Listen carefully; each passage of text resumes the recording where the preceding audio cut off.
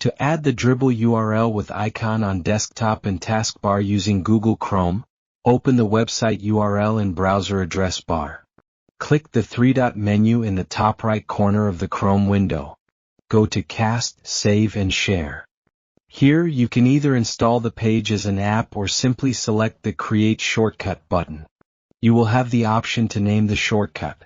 A shortcut will be created on your desktop, while opening its folder in File Explorer. Close the browser window to view the shortcut on desktop screen.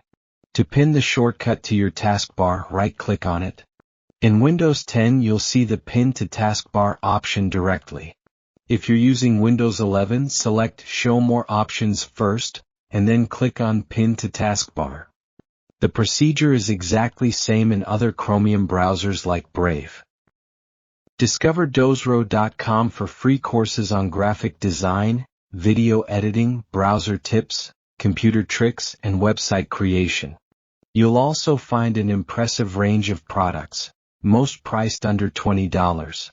Don't forget to like the video and subscribe to the Dozro channel. Thank you for watching.